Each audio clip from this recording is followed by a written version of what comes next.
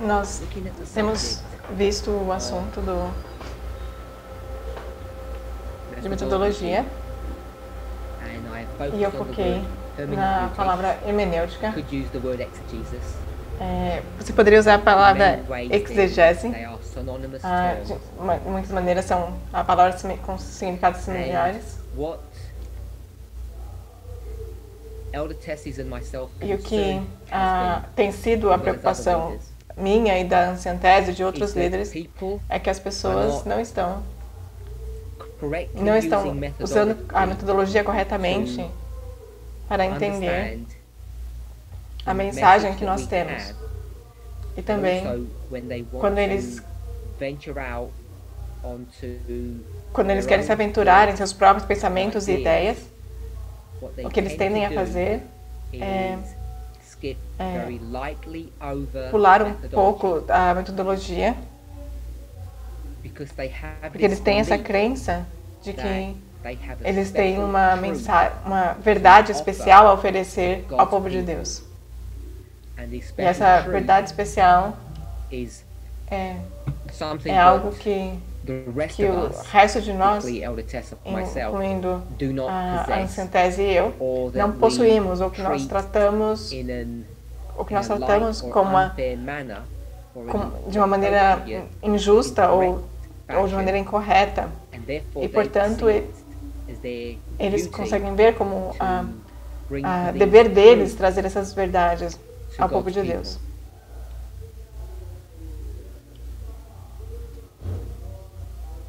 Eu disse que a manifestação desse fenômeno parece diferente em continentes diferentes, mas é um problema consistente, um problema constante, que as pessoas estão usando uma metodologia incorreta para tentar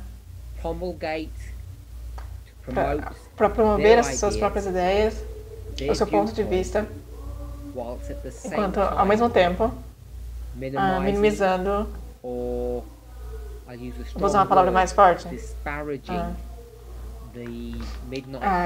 desprezando, menosprezando a mensagem do clamor da meia-noite. Nós fomos de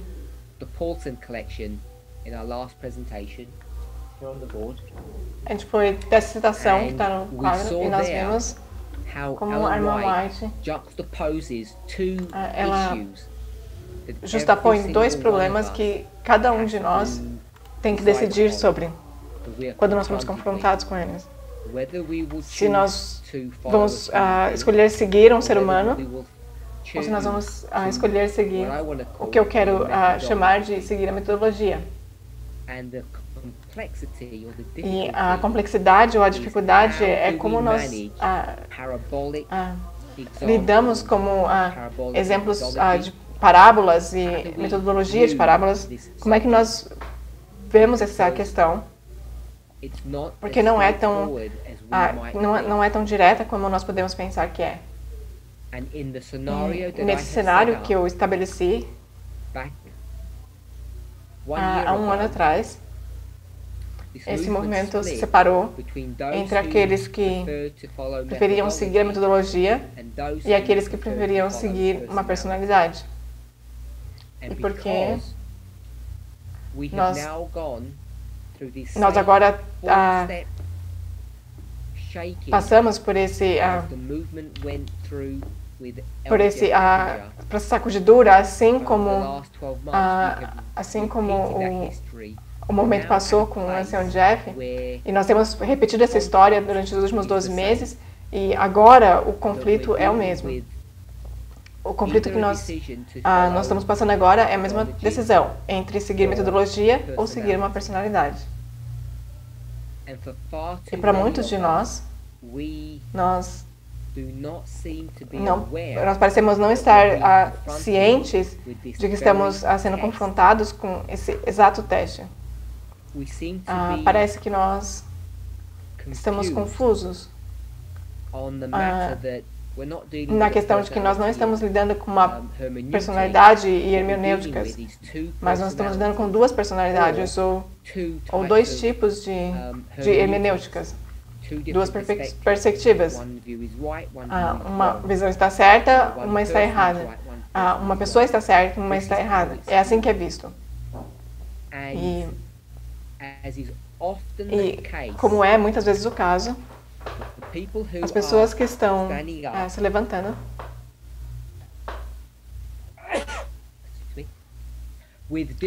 com visões diferentes da nossa não estão desafiando a Ancient Tess ou eu num nível pessoal, pelo menos não publicamente.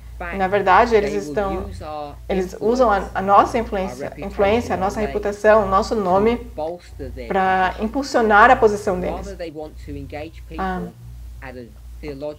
E ao invés de se engajar com as pessoas num nível doutrinário ou teológico, é muito mais fácil eles abordarem assim do que simplesmente promoverem as ideias deles. Então, só para que sejamos claros,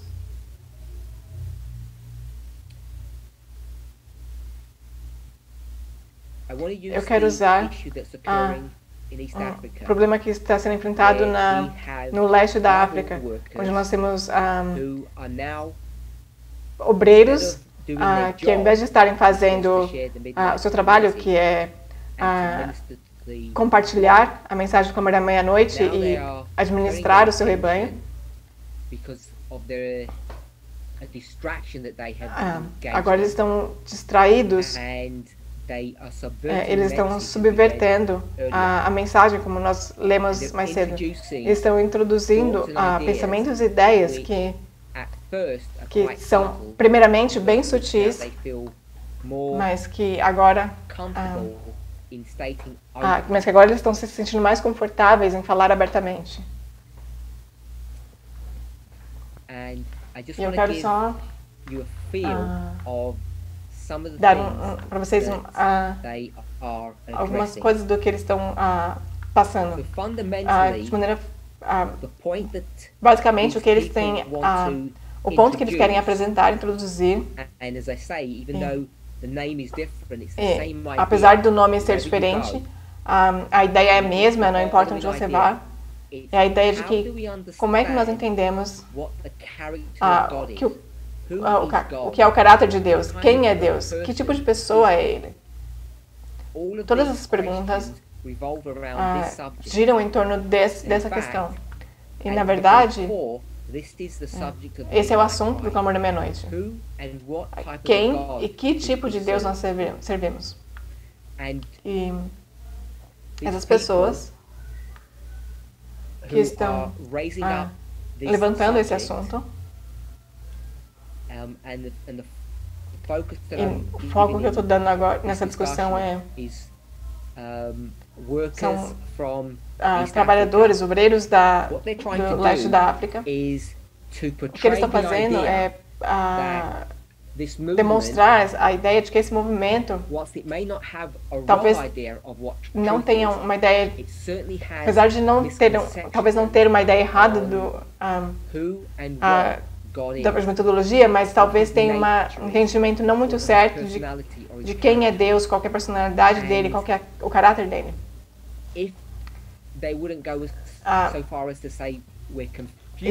Se eles forem longe bastante para dizer que, eu não diria que eles diriam que nós estamos confusos quanto a isso, mas eles diriam que a ênfase que nós damos à verdade está errada.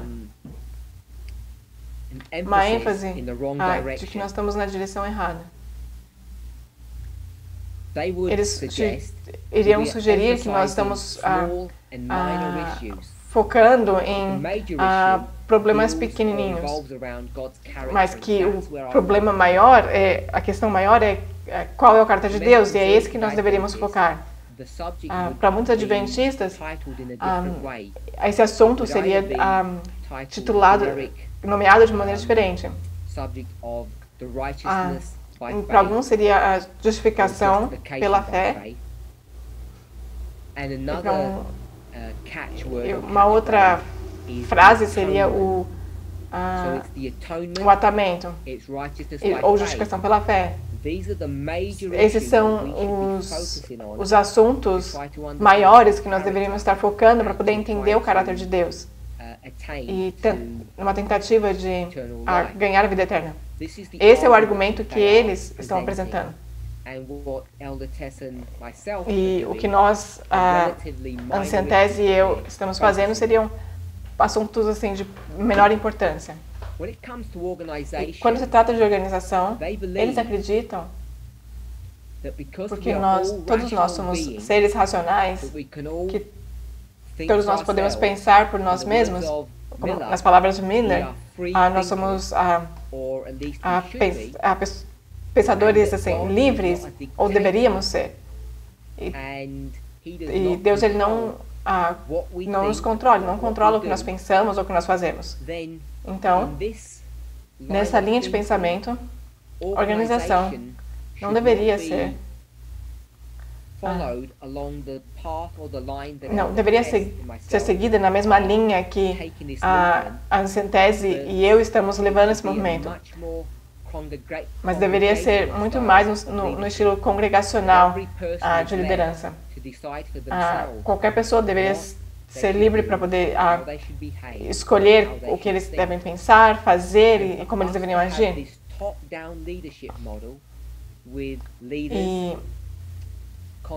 E esse modelo de anciões, líderes continentais, locais, tudo isso, todos esses líderes, todas essas posições de liderança são só uma outra forma de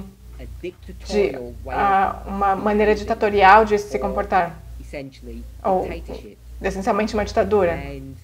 E a visão deles é que essa perspectiva ditatorial que nós temos de guiar o povo de Deus está errada. Porque sempre vai levar a força e punimento. E isso é rude, e Deus não força as pessoas a fazerem algumas coisas. Esse é o argumento que eles têm desenvolvido. Quando o assunto é igualdade e a questão do clamor da meia-noite, essas pessoas acreditam na igualdade, mas a versão deles de igualdade não é a mesma que a nossa. Eles acreditam na igualdade de uma maneira paralela, ou eles não acreditam que a igualdade é uma mensagem de teste e, portanto, não é um assunto de salvação. E se não é um assunto de salvação, não deveria, então, ser imposto às pessoas. Porque, é claro, se nós impomos qualquer coisa às pessoas, de acordo com eles, é fundamentalmente errado. Então, quando nós insistimos que nós deveríamos ter irmãs em posições de liderança, quando nós insistimos, como fizemos o ano passado, que deveria haver uma reforma no código de vestimenta desse movimento, quando nós insistimos que o pagamento de dotes agora estavam proibidos, o que eles colocam é que nós estamos forçando as pessoas a ter igualdade. E, portanto, não é igualdade, mas sim forçando as pessoas a fazer alguma coisa ou impondo o nosso desejo às pessoas, que é contraditório à vontade de Deus. Portanto, é erro.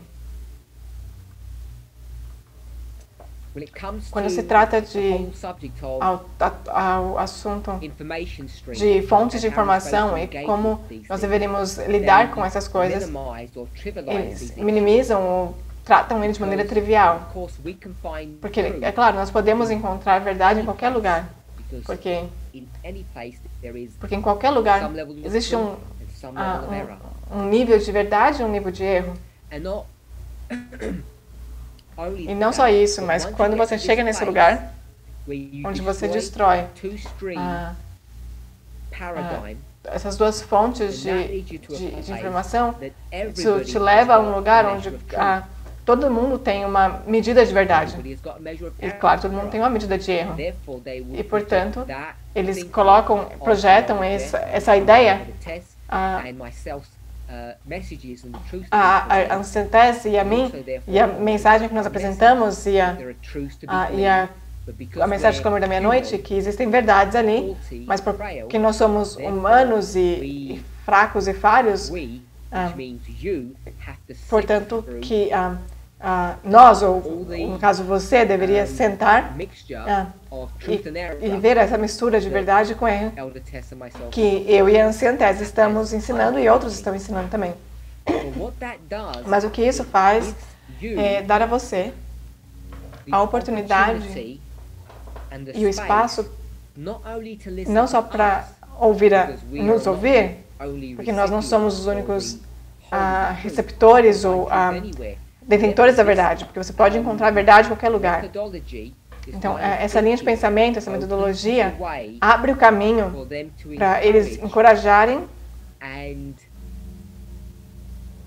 e sugerirem que você deveria ouvir outros palestrantes.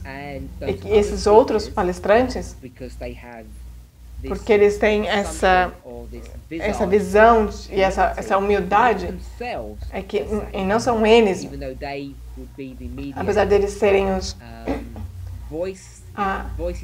as vozes mediadores, os professores dessa nova verdade, mas eles se dirigiriam à fonte dessas verdades.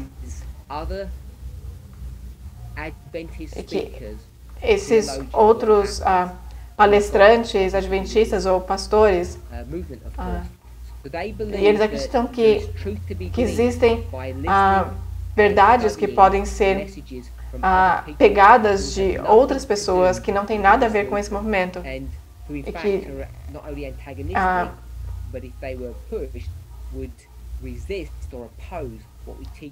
que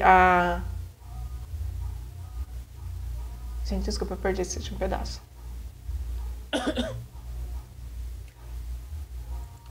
Eu quero sugerir que a razão pela qual essas pessoas se colocaram nessa espiral, que eu quero sugerir que eles estão rodando assim em espiral fora de controle, é que eles não estão bem estabelecidos no uso correto da hermenêutica.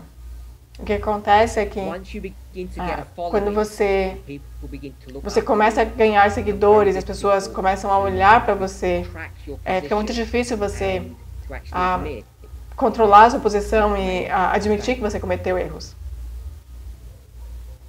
É claro que tudo que eu estou falando com respeito a essas pessoas, eles acusariam a nós na verdade, nós é que estamos fazendo isso.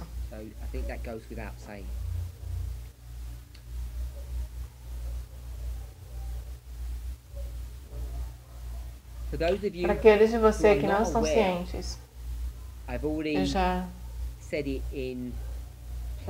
eu já disse em linguagem clara que existe uma sacudidura acontecendo, mas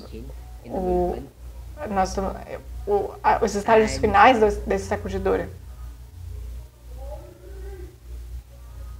E quando você chega nesse estágio final da sacudidura, onde você acaba descobrindo que as pessoas estão começando a ficando mais confortáveis em falar o que elas acreditam, o que elas pensam.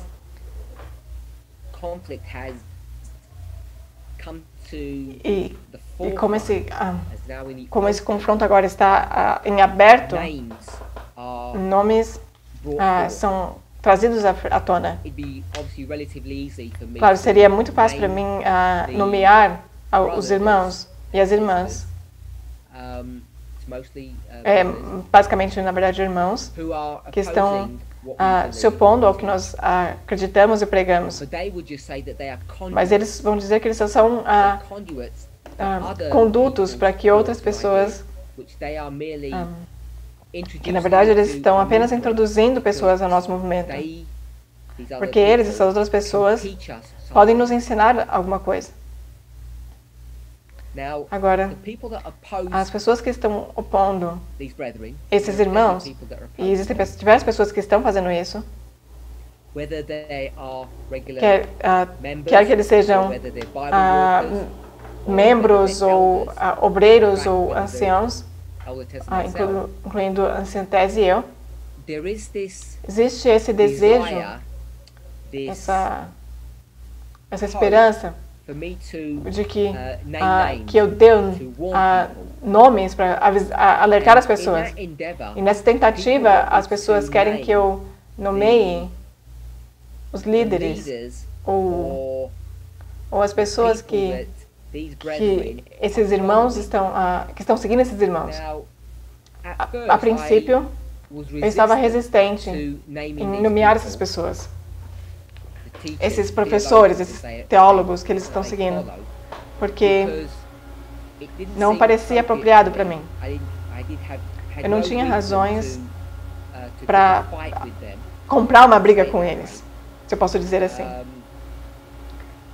porque eles não estão lutando contra essa mensagem. Mas quanto mais eu pensei nisso,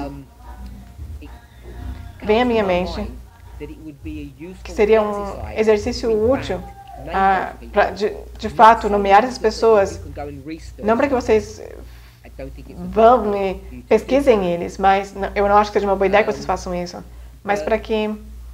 mas é útil para que vocês, para aquelas pessoas que estudaram o material deles e estão promovendo o material deles, para que eles possam reconsiderar o que eles estão fazendo, o que eles estão dizendo. Uma das pessoas que esses membros do nosso movimento estão seguindo é um pastor que faleceu, chamado Graham Maxwell.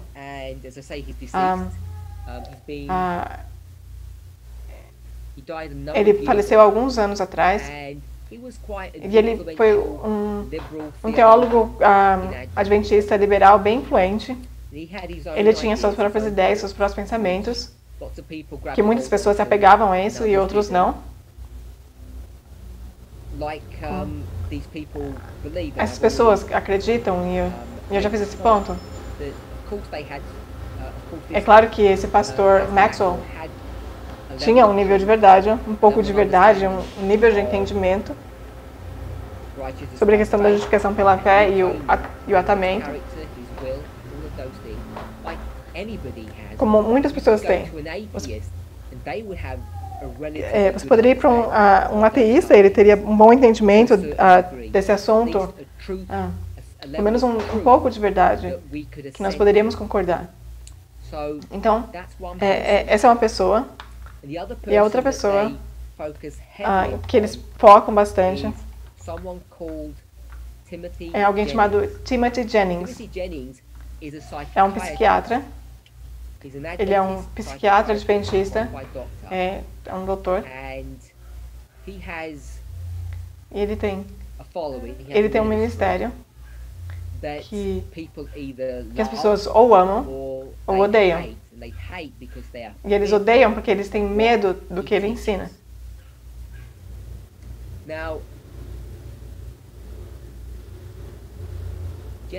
Agora, Jennings é uma pessoa interessante. Não só porque ele é controverso ou porque o nome dele está sendo introduzido no nosso movimento e as pessoas ou querem promover ele ou eles querem que eu publicamente denigre, que eu menospreze ele publicamente. Não quão mal ele é como pessoa, mas como seguir a ele traria resultados ruins. Seria muito fácil fazer isso. Pegar o material dele e mostrar por que está errado e como está errado. Mas seria difícil. não que seja difícil fazer, mas a dificuldade em fazer isso é que eu não acho que seria produtivo ou que faria algum bem. Porque para fazer isso, o que você teria que fazer é pegar todo o trabalho dele, o que levaria muitas horas de pesquisa e discussão para mostrar que na ideia geral que ele tem é de maneira grossamente assim errada ou de alguma forma equilibrada e correta. Quero sugerir aqui não só Jennings tem muito que aprender, o que ele mesmo admitiria, mas também as pessoas nesse movimento, esses obreiros, alguns ex-obreiros que estão promovendo a teologia dele, o que eles caíram na armadilha é que eles, os escritos dele, eles disseram que uma parte é igual ao todo. Eu não acho que eles entenderam, acho que eles nem entenderam de maneira correta o trabalho do Jennings. O que eu quero dizer com isso é que não estou querendo colocar o Jennings como uma pessoa que tem grande luz e entendimento, e que ele foi mal entendido pelas pessoas do nosso movimento. Eu não estou dizendo isso. Que Jennings está completamente certo e ele foi entendido de maneira errada. Mas que se ele foi entendido de maneira correta, seria tudo bem, mas ele tem conceitos errados. Ele não entende o Evangelho de maneira correta. E eu acho que ele admitiria isso, que ele é um aprendiz, assim como todo mundo é. Ele está explorando e tentando entender a verdade por ele mesmo.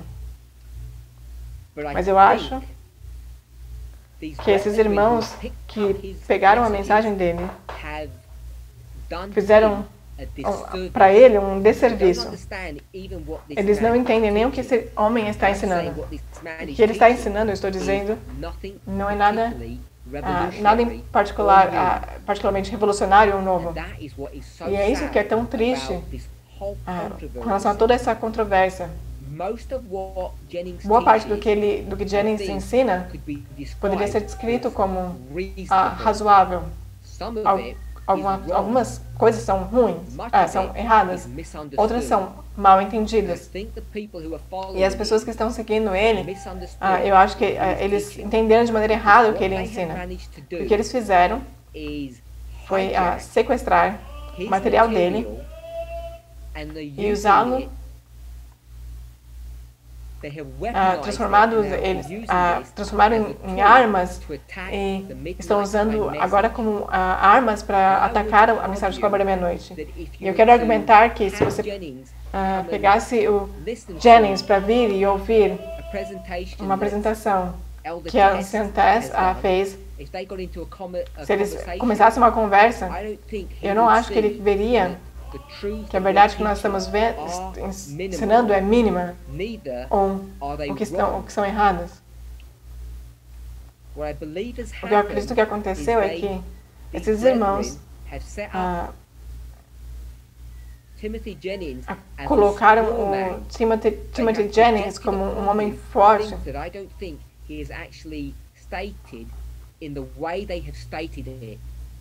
Eu não estou dizendo que eles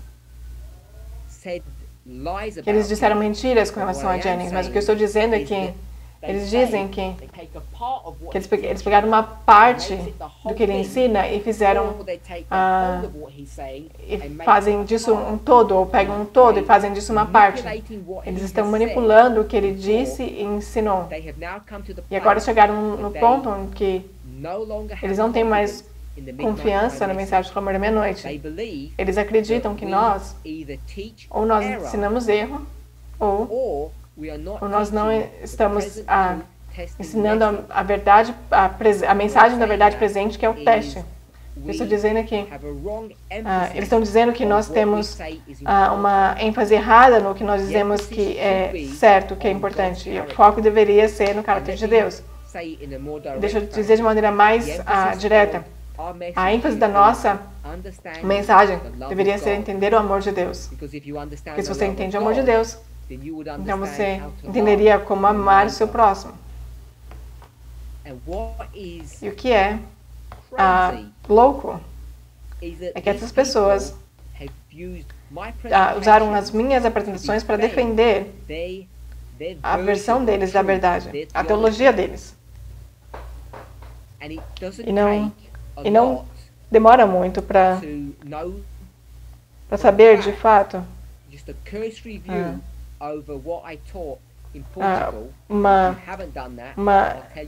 uma revisão do que eu ensinei em Portugal, que eu estabeleci de maneira categórica. Se você for à Escritura, e eu foquei boa parte dos estudos em 1 João, quando João chama as pessoas de mentirosos, porque eles dizem amar a Deus, mas não amam os seus irmãos, você consegue ver claramente o que João está ensinando. Ele está ensinando doutrina que ele recebeu diretamente de Jesus. E agora é isso. Que você precisa amar os seres humanos de modo a entender quem e o que Deus é. É nisso que a mensagem da Clamor da Meia-Noite é baseada. É isso que a igualdade está baseada. É isso que a metodologia de parábolas está baseada. A gente tem que entender que o amor é a base dos 10 mandamentos. É isso que Jesus ensinou. Como nós tratamos as pessoas. E quando nós entendemos como nós tratamos as pessoas, nós podemos entender como o nosso relacionamento com Deus deveria funcionar de maneira correta. Essa é uma mensagem amarga que esse movimento teve que aprender. Como praticar um comportamento correto entre nós, entre humanos e humanos. Nós chamamos isso de igualdade. Nós chamamos isso de uma rejeição de nacionalismo. Mas, infelizmente, pessoas que deixaram esse movimento, eles deixaram porque eles não quiseram ouvir esse conselho.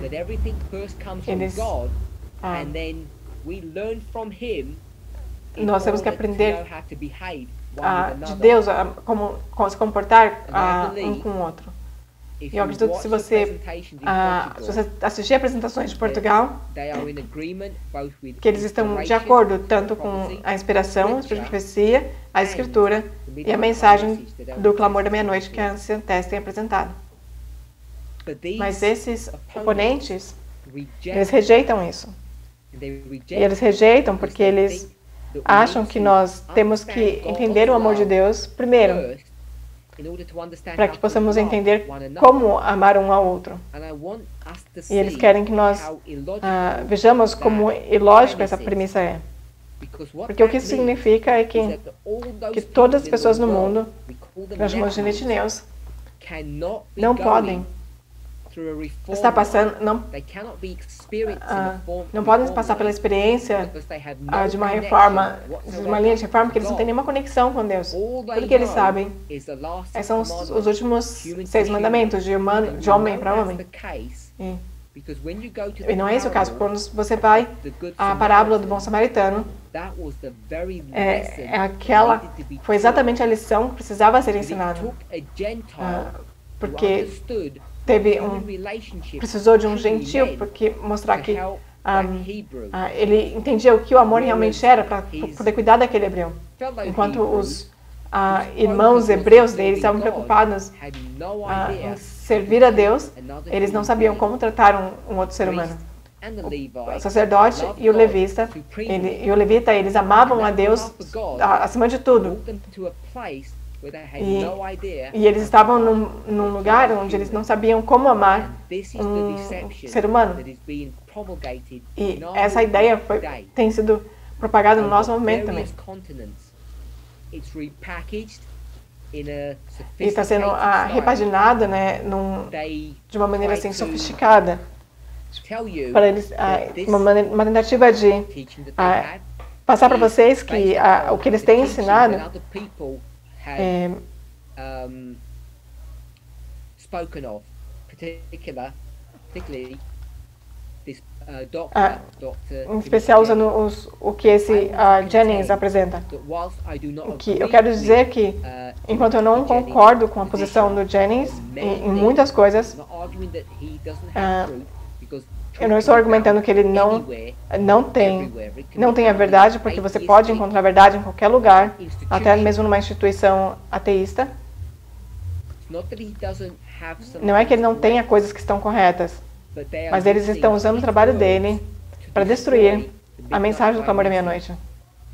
E eu quero dizer que se eles fossem estudar de maneira apropriada todo o trabalho dele, de Jennings, eles chegariam num lugar onde eles eles deveriam ver que o que ele está fazendo, na verdade, é reforçando a mensagem do clamor da meia-noite, falando contra o nacionalismo, a igualdade, a favor da igualdade, e é isso que o Jennings quer explicar. E a maneira como ele faz isso, eu não vou dizer que é a melhor maneira. Ele usa argumentos teológicos e termos teológicos bem complexos. Mas o que eu quero fazer é, eu quero parafrasear algumas porções ou citar do próprio Jennings. E a razão pela qual eu quero fazer isso é para que vocês possam sentir o que ele está tentando fazer ao tentar lidar com diversos componentes, diversas ideias que permeiam não só não o adventismo em si, mas o protestantismo e como isso afeta o adventismo. E o problema que você vai encontrar é que ao promover certas ideias, minimiza e menospreza outras ideias,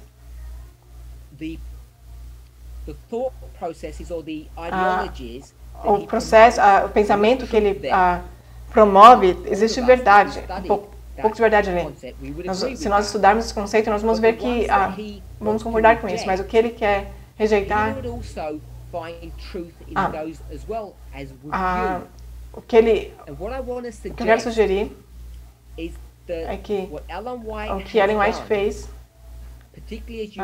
em especial ao você trabalhar pelo ministério dela, ela chega num ponto onde ela pega todas essas escolas de pensamento, todas essas perspectivas de como a expiação funciona, ou como a justificação pela fé funciona, ou como o caráter de Deus realmente é ou não é.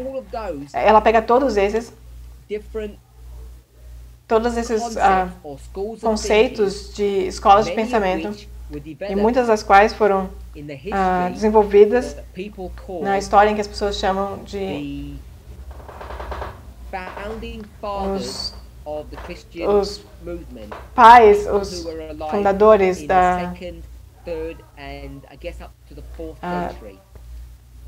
os primeiros pais, lá nos primeiros séculos. Ela pega todas essas escolas de pensamento que eles tinham, que Lutero tinha, que Miller tinha, e empacota eles, né? Faz e agrupa eles num lugar só, e ela reescreve tudo isso, não em termos teológicos, mas em termos mais simples, em qual uma pessoa normal como eu e você poderia entender. Eu quero argumentar que ao invés de ter que ir a pessoas como Jennings ou outras pessoas que tentam mostrar a você desenvolvimento dessas escolas de pensamento na conclusão pessoal dele, ao invés de fazer isso, você deveria ir estudar os cursos de Ellen White por si só, não ir a outras pessoas que tentam aprender a verdade que ela já estabeleceu que ela já agrupou e reorganizou e corrigiu.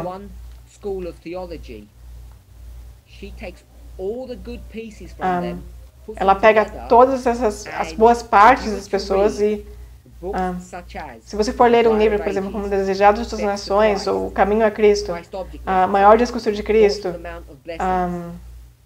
e O Grande Conflito, se você pegar esses livros, e a razão pela qual eu estou mencionando isso é porque esses são os últimos livros dela, onde ela tem um pensamento maturo, um entendimento teológico maduro da salvação. Você vai encontrar que ela dá uma explicação pura e sem adulterações do que é salvação. E tudo que nós temos feito no nosso movimento é construído com base nos escritos dela, que mostrou que agora, no século XXI, quando você lê o que ela lê, que a versão do século XXI se parece com a mensagem do Clamor da Meia-Noite. Nacionalismo, sexismo, igualdade, homofobia, ele lida com essas questões. Nós temos lidado constantemente com relação ao assunto da natureza do homem. E eu quero dizer que, diretamente, que esses irmãos que não estão vendo da mesma maneira como nós, vão, eventualmente, se não já fizeram, vão rejeitar o modelo da natureza do homem. E a razão pela qual isso se torna algo significante é porque a natureza do homem é isso. É uma metonímia, ou algo que representa, ou que está relacionado a outro assunto. A natureza do homem é a metonímia da natureza de Cristo. A natureza de Cristo. Qual era a natureza dele? E a razão pela qual isso se torna significante é que isso é o voto 12. E o voto 12 é a pedra angular dos estudos de batismo que todos nós devemos acreditar. Ele fala da natureza do homem e a natureza divina. A natureza divina de Cristo. E, portanto, explica para nós a natureza de Deus, do Pai, a natureza do Espírito Santo.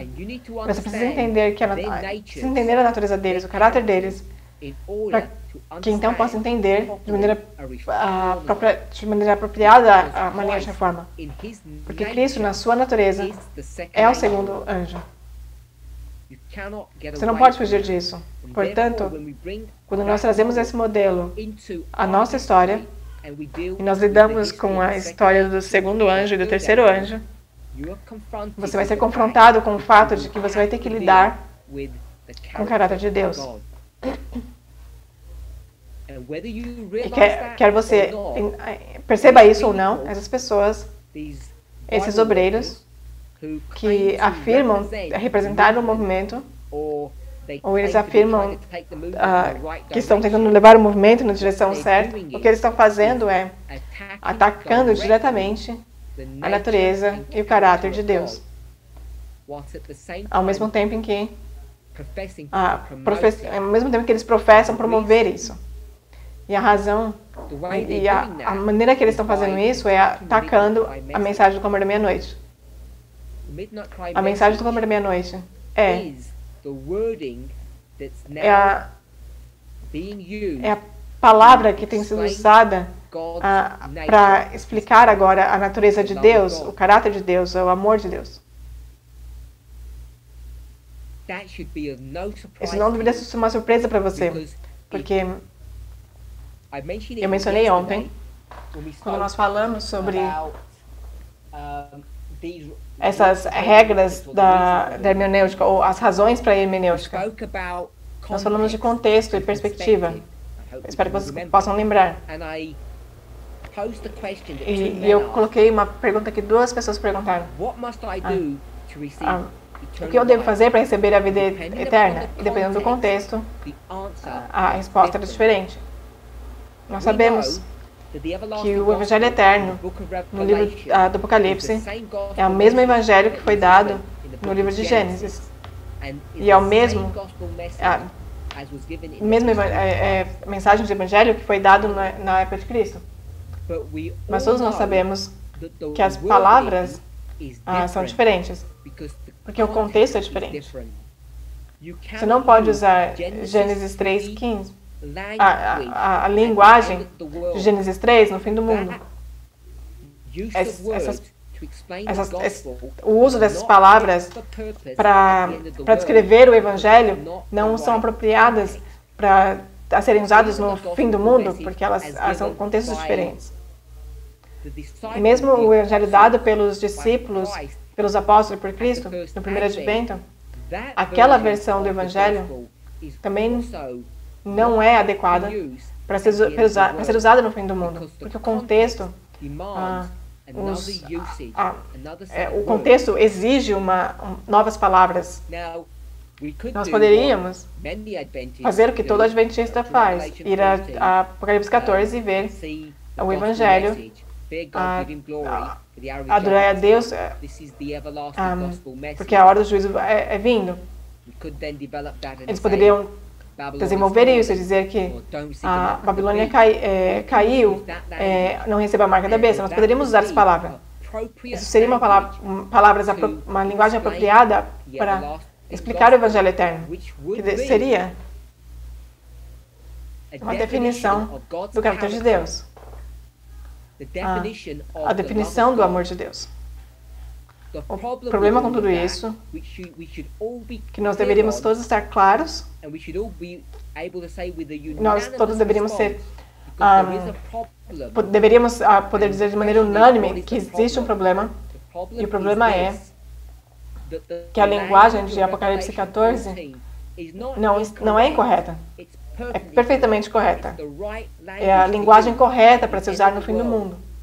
O problema é que é uma linguagem parabólica, de parábola. Ninguém entende o que Babilônia é. Ninguém entende o que é cair. Ninguém entende o que o terceiro anjo é, ou a marca da besta. A Bíblia não diz para você o que é a marca da besta. São todos parábolas, uma linguagem de parábolas, ou símbolos, ou metonímia. E, portanto, é preciso uma nova geração, uma nova dispensação, uma nova liderança, um novo anjo a ser levantado para explicar o que essas palavras significam. E quando eles vêm para explicar essas palavras, todos nós sabemos. Essa era a função que o ancião Jeff tinha. Nós sabemos que o primeiro anjo ele incorporou no seu ministério alguns erros. E quando nós falamos, quando eu falo de erros, a anciã Tese e eu já explicamos isso diversas vezes. Não estamos dizendo que o ancião Jeff ensinou o erro, mas nós estamos dizendo que de maneira a tirar as pessoas do adventismo, porque eles precisavam, que era o que eles precisavam fazer, de acordo com Daniel 2, uma pedra sendo cortada da montanha sem mãos, e de maneira a fazer para que isso acontecesse, para que eles pudessem sair da condição de Laodiceia, Deus tem que encontrar eles onde eles estão. E de maneira francamente, ele tem que dar uma mensagem um pouco errônea. Será que Deus mente? Claro que não.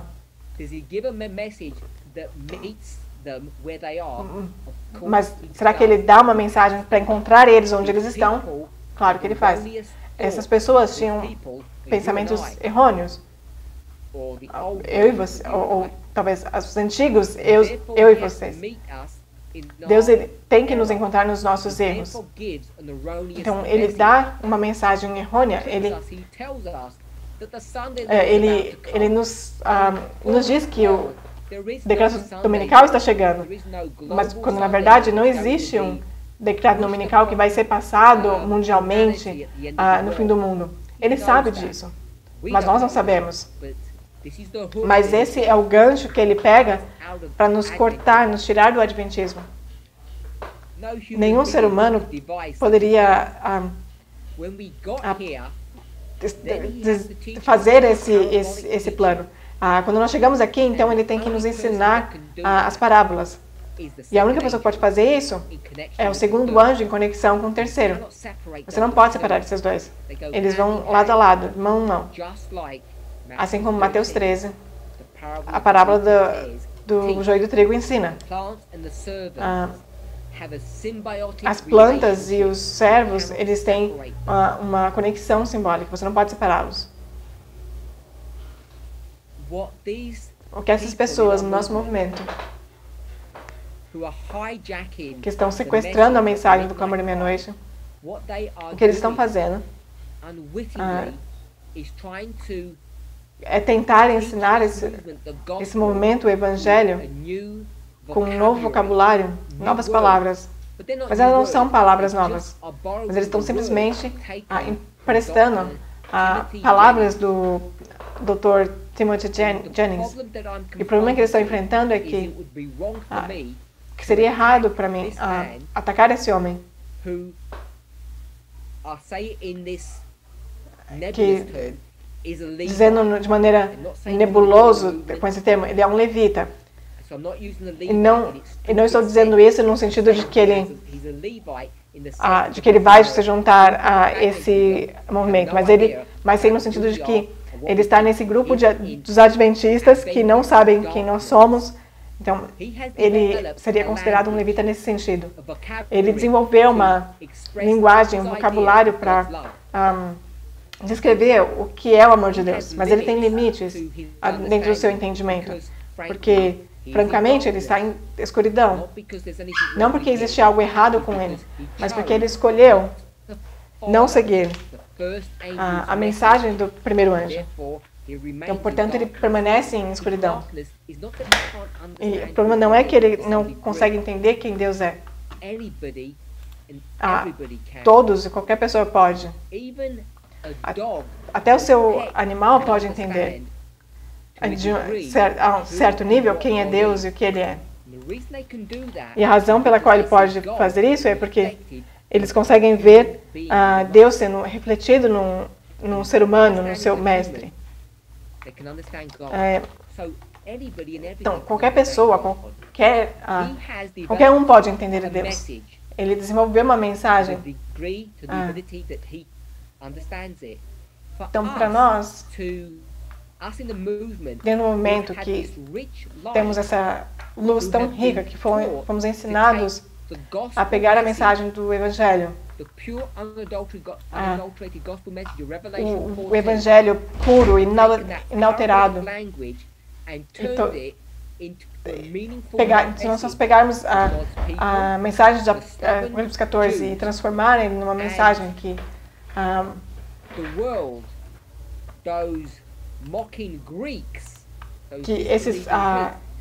pegue essa mensagem que possa tocar toda a humanidade. É um milagre. Para Deus levantar alguém da escuridão, para dar esse tanto de luz, para pegar toda essa linguagem de parábolas e para pegar do natural para o espiritual, do simbólico. Quero falar do simbólico para o literal, mas eu digo isso de uma maneira bem específica. E transformar essas palavras numa mensagem que tenha significado, que é uma mensagem com relação ao racismo, sexismo, homofobia, o racismo sendo uma cobertura de uma metonímia do nacionalismo. Para ser capaz de fazer isso, é um milagre. E cada um de nós, esse movimento,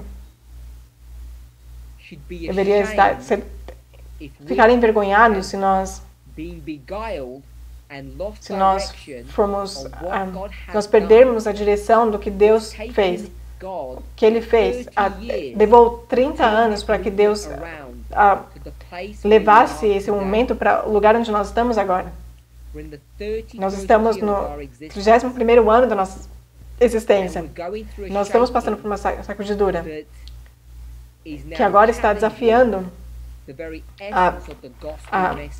a essência da mensagem de Deus, o amor de Deus. E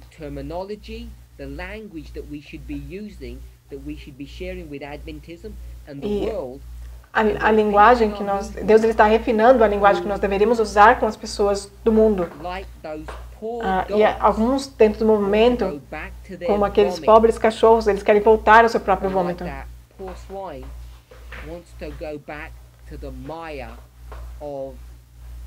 Eles querem voltar para o Adventismo. E isso é uma coisa muito triste de se fazer. Eu quero lembrar a cada um de nós, e esse é um registro público. Eu acredito que em setembro de 2019, se não me engano, é o dia 7 de setembro, o ancião Jeff faz uma apresentação. Eu acho que é uma das primeiras, ou se não, a primeira apresentação que ele faz, e ele diz que se significa isso, que eu tenho que fazer, que eu tenho que voltar para minha maneira de pensar de Laodiceia e de ensinar de Laodiceia, eu farei qualquer coisa para lutar e resistir contra esse movimento que foi levantado, que estão sendo guiados por ancião Parminder e ancião Tess. E ele me chamou de jesuíta, que é lógico que é um argumento falso. Mas ele abertamente professou que ele agora voltaria ao Adventismo. E que ele quis dizer isso é que ele voltaria a usar a linguagem antiga, aquela que ele herdou do Adventismo. Que ele deveria usar essa linguagem para se explicar. Eu quero que todos possamos ver que nós, nesse movimento, que estamos chegando no quarto passo dessa sacudidura, esse movimento, ele foi... ele naufragou. Nós temos estado... nós estamos nesse quarto passo já faz um tempo.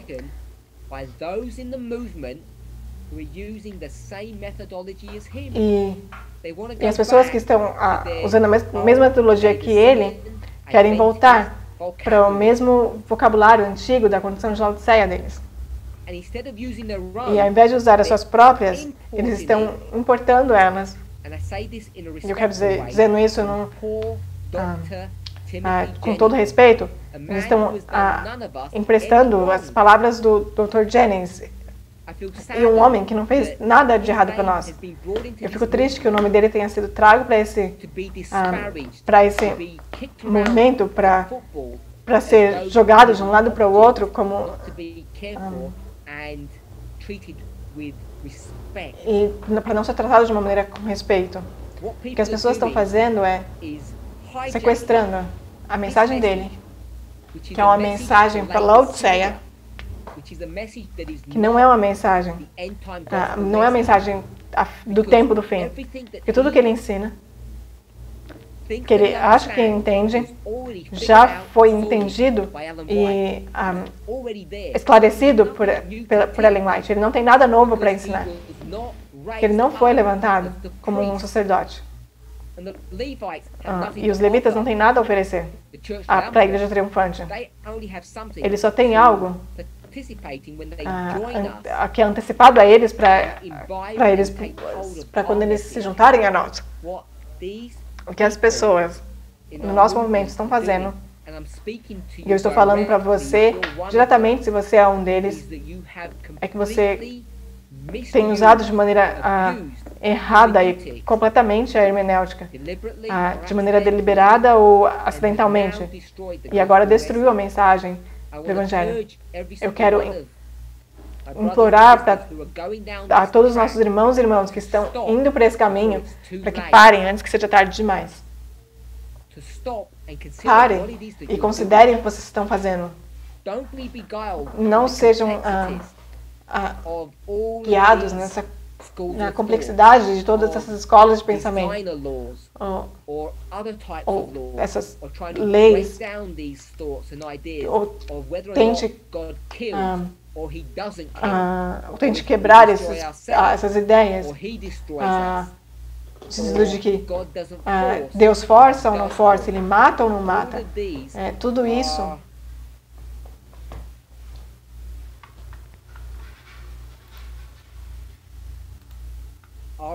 são distrações do problema real.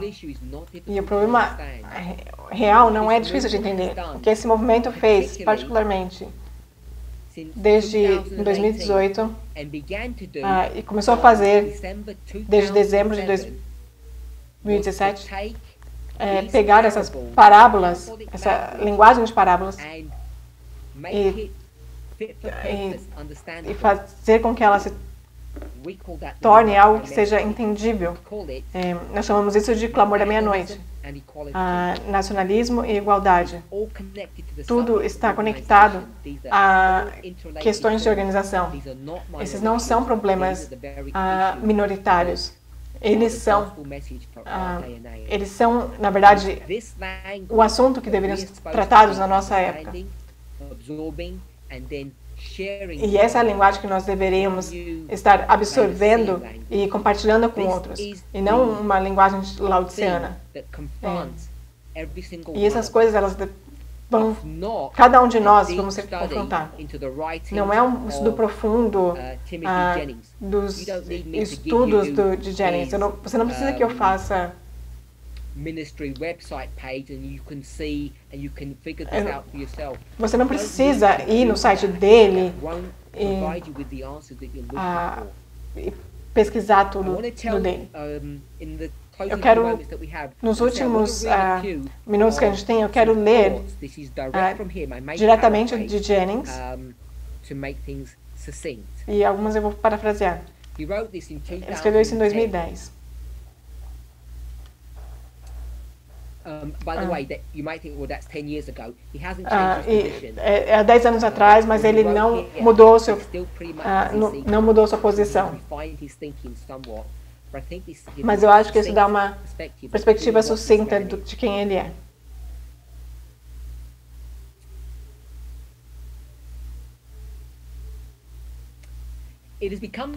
Se tornou aparente que aqueles que nunca estudaram lá propriamente o que ele ensina têm conceitos falsos do que ele acredita.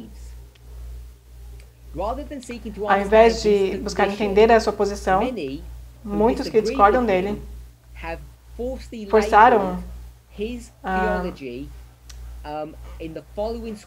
forçaram a teologia deles.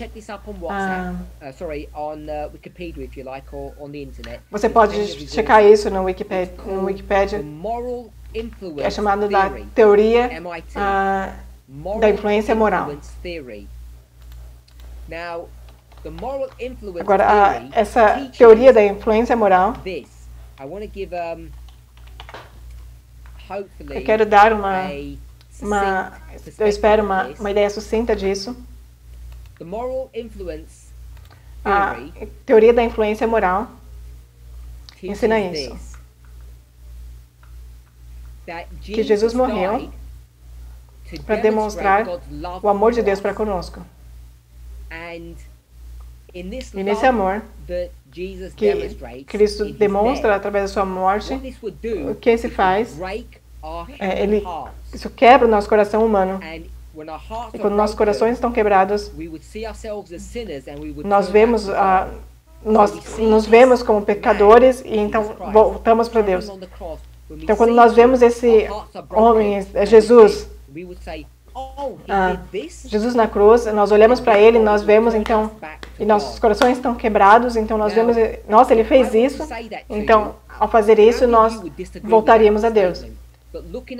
E eu quero perguntar para vocês, quantos de vocês que ao ver Cristo na cruz, com seu coração quebrantado, você não voltaria para Deus? Isso é bem razoável.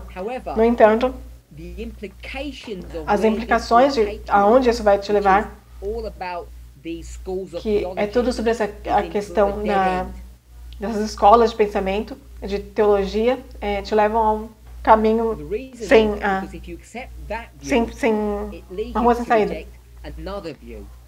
Então ele diz que se você acredita que eu ensino a teoria da influência moral, você está errado. Porque eu não ensino. Então ele diz o seguinte: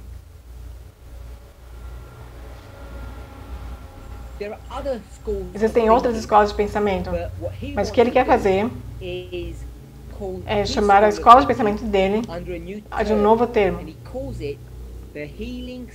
Ele chama de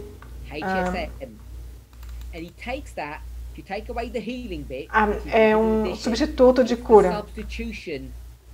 A teoria é uma escola de pensamento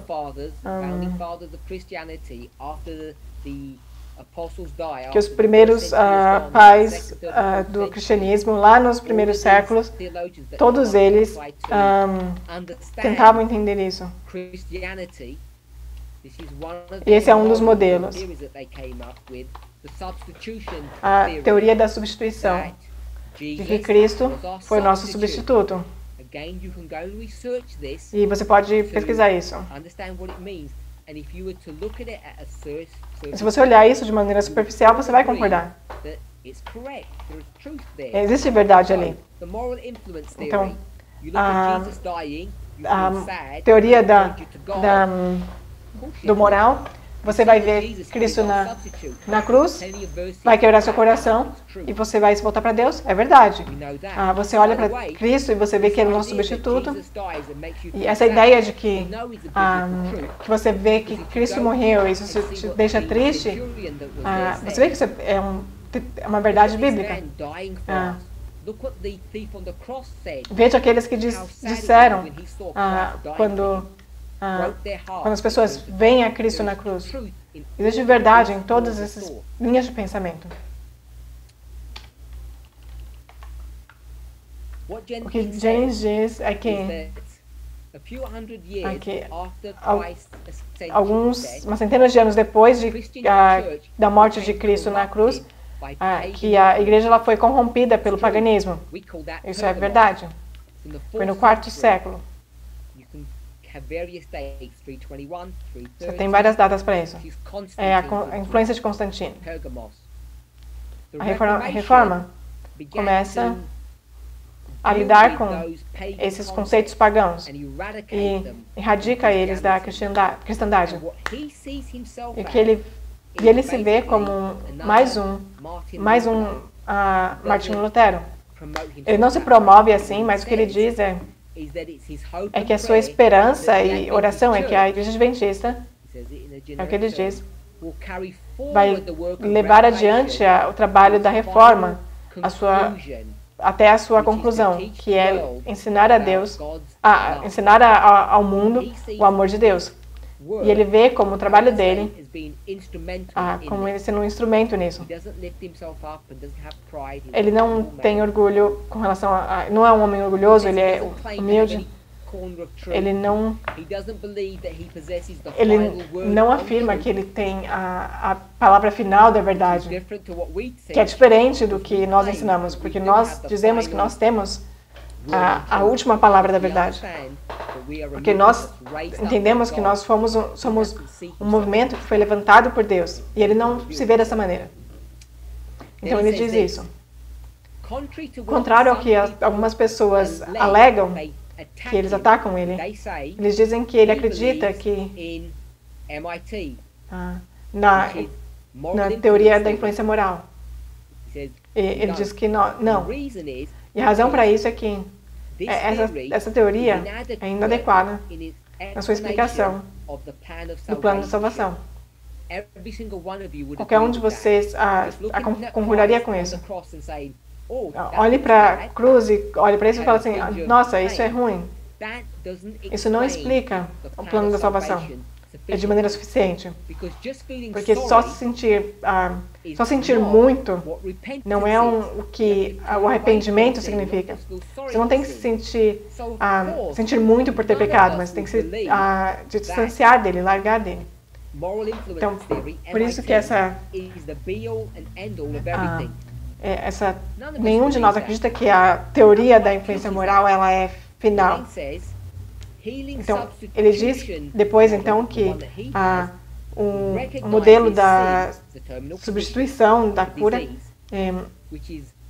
que é o que ele tem, não está em harmonia com a palavra de Deus, com a lei de Deus. E ele diz que é um remédio.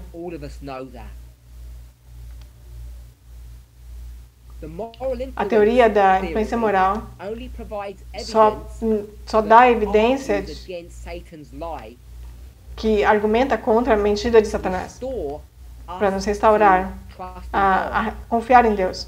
Mas o que faz não nos dá uma solução em como resolver o problema. Deixa eu dizer de maneira mais simples.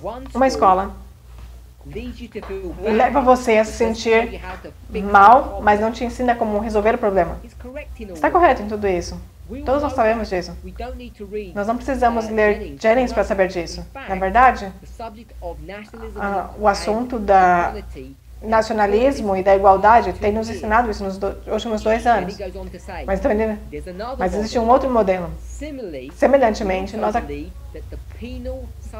que é o modelo do substituto. Substituto penal. O modelo do substituto penal também não é a solução. Modelo de substituição penal não são termos que ele inventou. Isso é às vezes chamado o modelo forense. Essas são teorias da expiação que diz que Cristo, que a escolha do sacrifício de Cristo, o fato dele ter sido punido no nosso lugar, ele toma a punição ao invés de nós, satisfaz a exigência de Cristo, de Deus, de justiça. Então, Cristo ele, é punido por nós. Então, Jennings ele não acredita nesse modelo. Mas o problema é que ele acredita. Ele acredita que Cristo foi punido por nós. Mas o que ele não acredita é na bagagem que vem com isso. E nenhum de vocês também. E você não precisa de Jennings para dizer que Deus não fica com raiva de você quando você peca. Deus ele não tem raiva do nosso pecado. Mas Cristo ele foi o nosso substituto. E tomou o nosso lugar. Ellen White é clara com relação a isso. De maneira semelhante, nós acreditamos que esse modelo de substituição penal está carregado de ideias pagãs. Ellen White falou sobre isso. Essa informação ela tem mais de 150 anos. E Jennings não ensina nada novo. Ele só ensina ela de maneira mais balanceada, mais equilibrada. Ele fala da questão do to an offended and angry God who needs to be calmed down. Calm down, God the Father, because of this sin problem. Don't worry, Jesus will die and he'll take Ele está falando do modelo que nenhum de nós acredita que alguém precisa falar que Deus precisa se acalmar porque o problema do pecado vai ser resolvido quando Cristo toma o nosso lugar. Jennings não acredita nisso e nem nós. E Jennings não está apresentando nada de novo.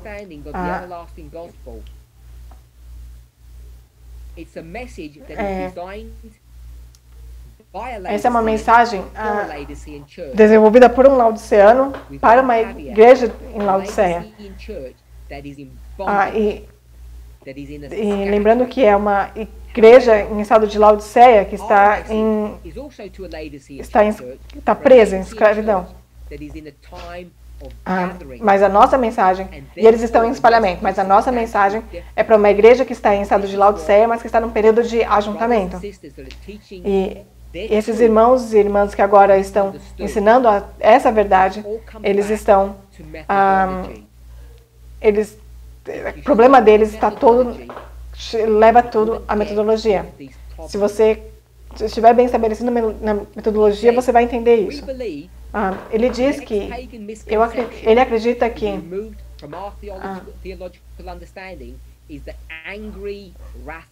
essa ideia do paganismo, de que Deus está com raiva. Quantos de vocês, se você pudesse levantar sua mão, acredita que Deus tem raiva quando você, que Deus fica com raiva, que diz assim, que Jesus, você tem que morrer para que eu possa me sentir bem com relação ao pecado. A gente não precisa de Jennings para ensinar isso para a gente. Isso é a teologia de escolas antigas. Então, a gente não precisa dele para ensinar isso para a gente. Mas o que é novo é igualdade, nacionalismo e organização. E nessa ideia,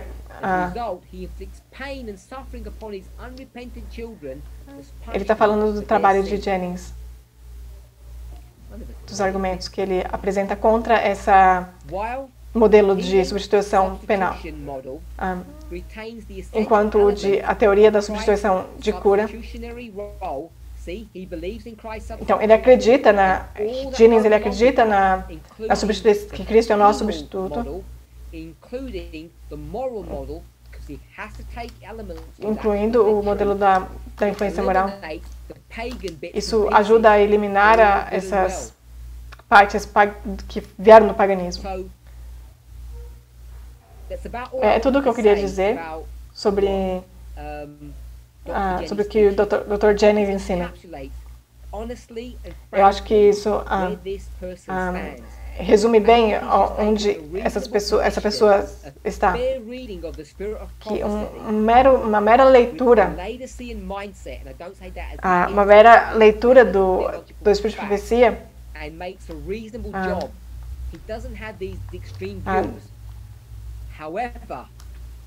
no entanto, o que ele ensina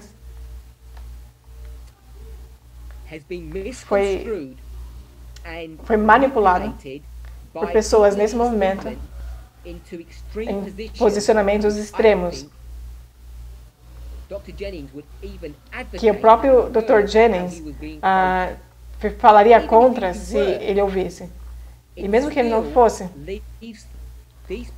ainda assim, essas pessoas, Deus ele levantou um movimento para que Deus ele levantou esse movimento dando uma mensagem final. Que essa mensagem é a mensagem que a Ancient Testament traga, e não a de Jennings. Já acabou o tempo, mas eu quero fazer uma observação. O que é tão louco, ou tão interessante, dependendo da sua perspectiva, é que essas pessoas que estão promovendo essa teologia, essa ideologia, o que eles acabam fazendo em nome da liberdade ou dos pensadores livres, permitindo que pessoas tomem as suas próprias decisões, eles fazem duas coisas. Eles mantêm irmãs no nosso movimento em certa escravidão. Eles desencorajam elas de atingirem o seu potencial. Nós temos evidências de que essa mensagem precisa de irmãs para esses lugares, para que elas não sintam que elas não têm, para que elas não sintam que elas não têm o direito de estar à frente, que esse movimento está pronto a prover para elas. Elas são levadas a acreditar que o assunto dos dotes é uma norma cultural. Eles querem colocar isso de uma maneira que é certo e é correto. que se eles quiserem participar disso, Deus permite, mas não é o que Deus quer. Você não tem a liberdade de fazer o que você quiser contra a vontade de Deus, sem ter consequências. E se uma irmã não se importa, se um irmão ou uma irmã não se importa com ela própria, ele precisa se importar com o seu próximo. Seria muito egoísmo. Ele falava, vou fazer o que eu quiser com o meu vizinho, com o meu próximo. O que as pessoas estão dizendo é que a liberdade deles, você pode considerar eles dizem que nós deveríamos ser livres para fazer as nossas próprias escolhas. Que eles deveriam ser livres para fazer o que eles quiserem e que todos deveriam. E, portanto, que qualquer um poderia tomar a própria decisão em relação a dotes ou igualdade no nosso movimento. Eles não têm ideia, não tem nenhum conceito com relação a o que significa reparação. E as pessoas podem usar um termo diferente, mas reparação simplesmente significa dar a alguém que está em uma posição de desigualdade uma mão ajudante para levá-los a uma posição onde eles possam ter uma oportunidade de ser iguais. Tratamentos preferenciais. Essas pessoas acreditam que nós não deveríamos ter tratamentos preferenciais, que nós não deveríamos insistir, eles vão chamar de forçar, que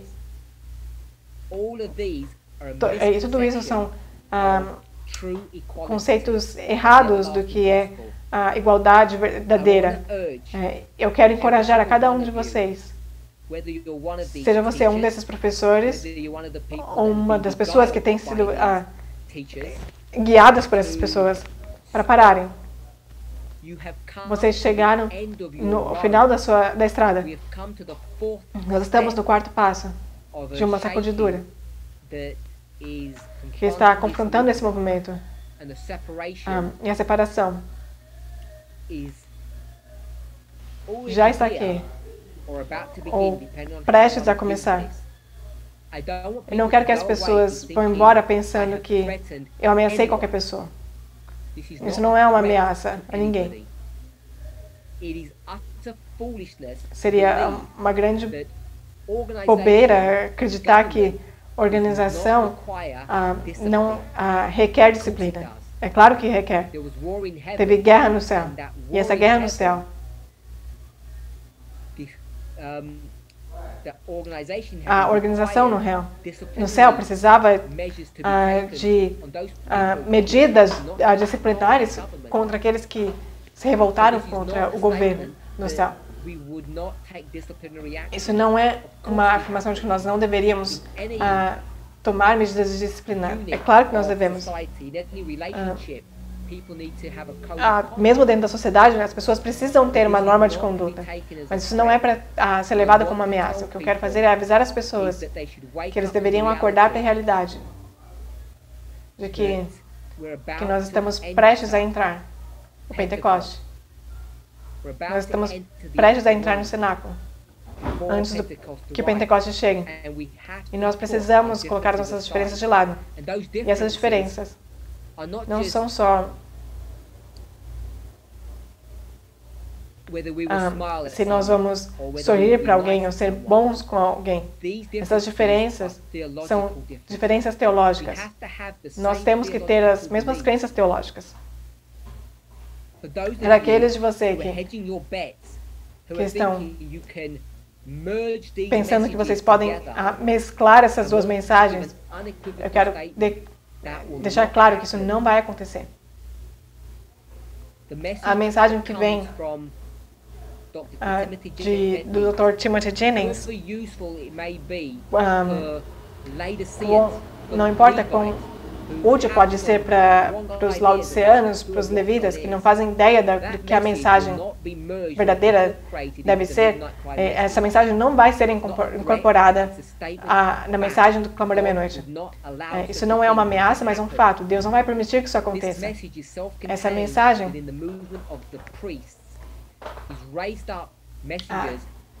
Deus ele levantou mensageiros para... Deus não vai pegar pessoas fora do movimento para infiltrar a sua verdade e entrar nesse movimento. Não estou dizendo que o Dr. Jennings fez isso diretamente, mas de maneira assim, sem querer, ele permitiu que pessoas pudessem fazer isso, trazer essa mensagem e tentar corromper a mensagem do clamor da meia-noite. Mas isso não vai ser aceito. Deve ser resistido em todos os níveis. Essa questão é só uma dos muitos problemas que nós estamos enfrentando nesse momento. Mas todos eles têm uma perspectiva em comum. Essas pessoas que acreditam, que entendem Deus melhor do que Ele mesmo, eles acreditam que Deus levantou eles para dar uma mensagem. Da mesma maneira que Ele levantou outras pessoas. E a maneira como eles fazem isso, eles reciclam a informação. Eles voltam a Jones, ou Wagner, ou Jennings, ou outra pessoa, pegam a mensagem deles, reformam ela e acham que tem uma nova mensagem para esse movimento. Mas eles não têm. Você não tem. Eu quero encorajar as pessoas que se desviaram um pouco do caminho para que acordem antes que seja tarde demais. Seja por conta de Jennings, ou seja por uma falsa liberdade, ou outra questão. Todos esses pensamentos são errados e que nós já provamos serem errados, que já foram discutidos. Por favor, se junte a mim em oração por essas pessoas que estão sendo guiadas de maneira errada e que precisam da nossa ajuda. E se você é um deles, se junte a mim em oração. Ao você, eu espero, se arrependa. E ouça a Deus, esse Deus amoroso que vai te trazer de volta à sua igreja. Vamos orar. Querido Pai Celestial, queremos agradecer pela sua bondade e misericórdia. Pedimos que o Senhor nos guie, nos dirija e nos abençoe. Senhor, não é que nós não amamos os nossos irmãos que estão ensinando esses erros. Não é que nós queremos desprezar o irmão Jennings. Mas, Senhor, nós temos um trabalho a fazer. Uma missão que o Senhor nos deu, que o Senhor deu ao seu povo. E nós não podemos ser distraídos por outras coisas e deixar essas verdades e focar em coisas sem importância. Senhor, permita que cada um de nós possamos ver os frutos do nosso trabalho.